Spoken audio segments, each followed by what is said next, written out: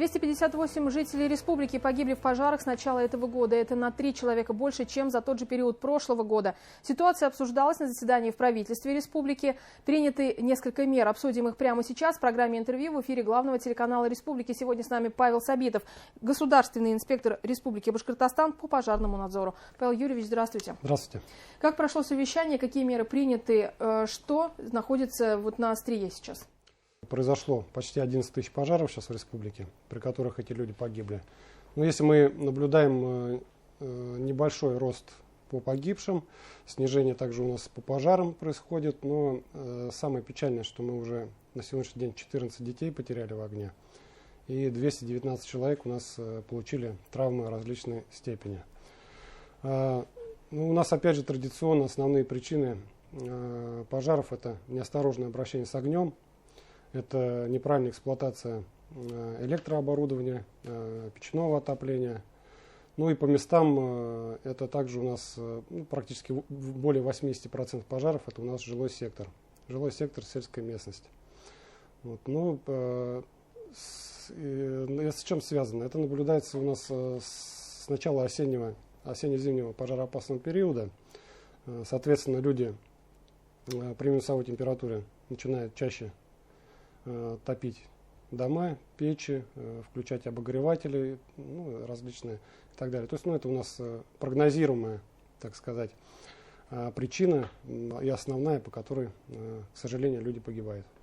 Анализ проведен, причины понятны. Что сейчас нужно делать? Даны ли какие-то рекомендации главам муниципалитетов? Потому что все-таки большая нагрузка, и в том числе на экстренные службы и на них. Да, заседание комиссии по чрезвычайным ситуациям и обеспечению пожарной безопасности буквально час назад закончилось. И вопросы обсуждались именно профилактика гибели людей при пожарах. Это на сегодняшний день актуальная тема. И подготовка к новогодним праздникам. Соответственно, поручения протокольные они будут позже даны в адрес всех заинтересованных министерств, ведомств, главам администраций.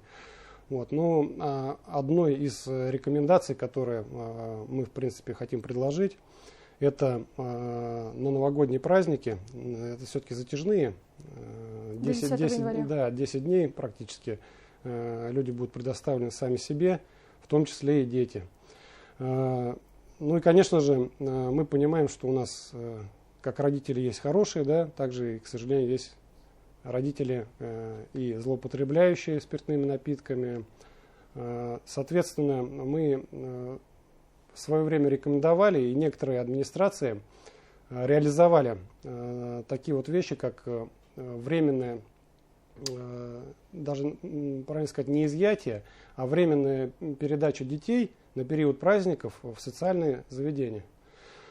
То есть это не только о том, что люди, которые злоупотребляют, то есть есть же и семьи, которые малоимущие, просто не хватает денег и так далее.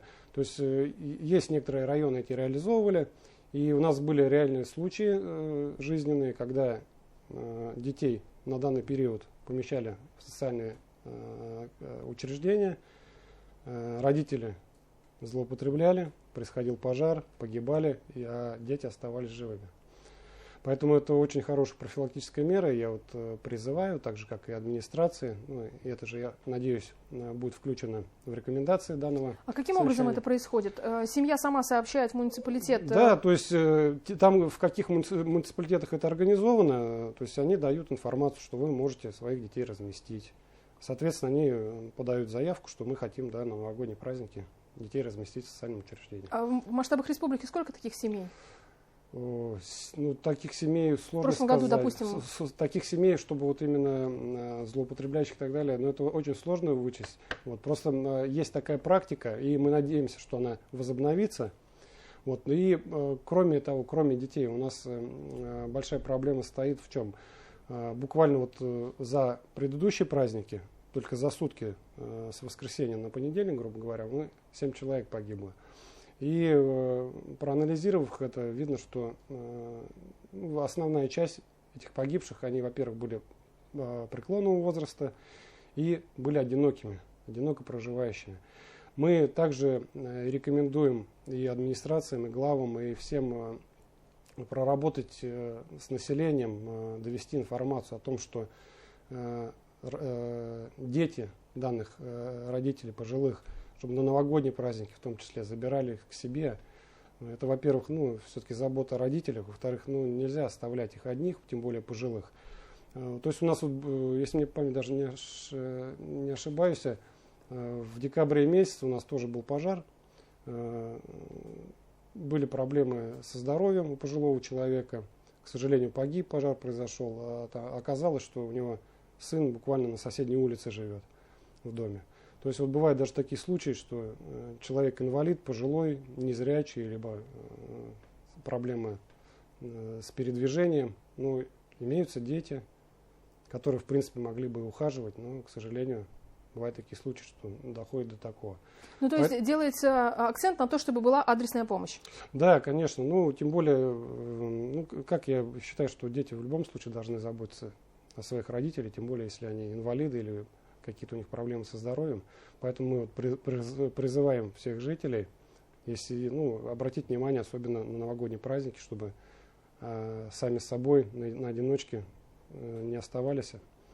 Как будет? Я думаю, что исходя из анализа, что все-таки такие случаи происходят, что, естественно, это нам в какой-то мере, скорее всего, спасет жизнь.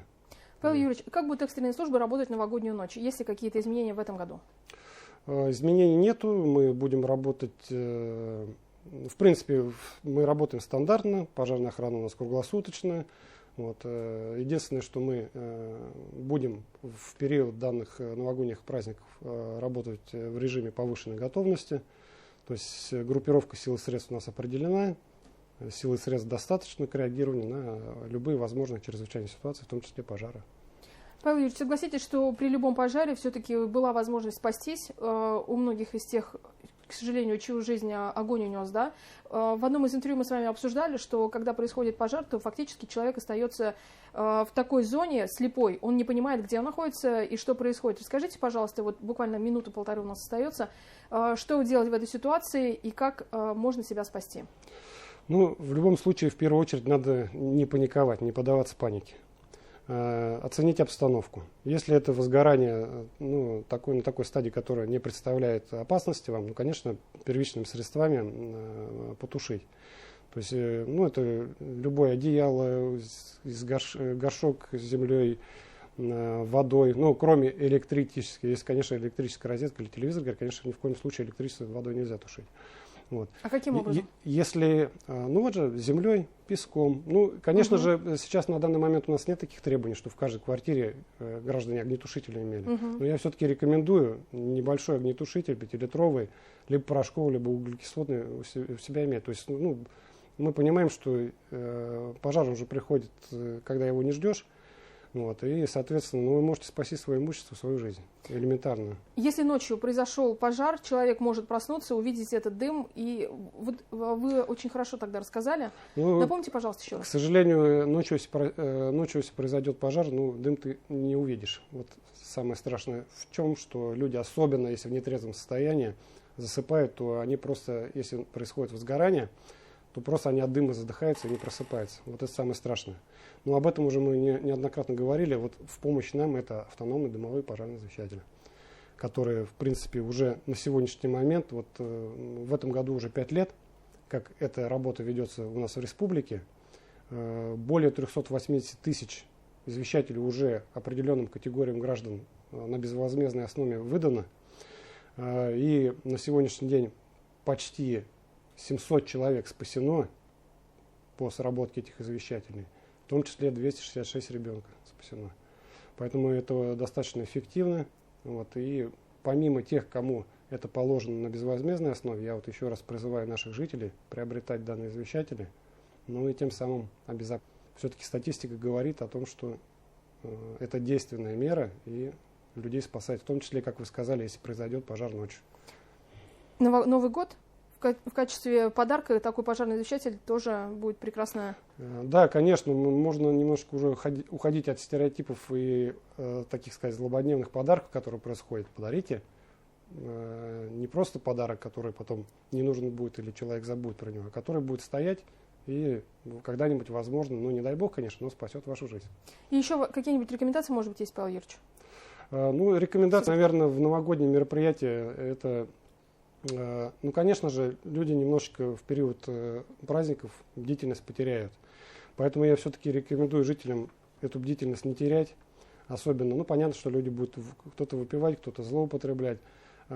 Конечно же, надо всегда помнить, что нельзя бросать никогда не потушенные окурки. Тем более в период новогоднего все украшают дома, квартиры. Это идет дополнительная нагрузка на электрическую часть. Соответственно, установка елок. Ну, то есть, ну, соблюсти элементарные требования пожарной безопасности и не забывать, что ну, пожар, как говорится, приходит, когда его не ждешь. Спасибо большое, Павел Юрьевич. Это была программа «Интервью». И сегодня нашим гостем был Павел Сабитов, государственный инспектор Республики Башкортостан по пожарному надзору. Не переключайтесь, оставайтесь вместе с нами.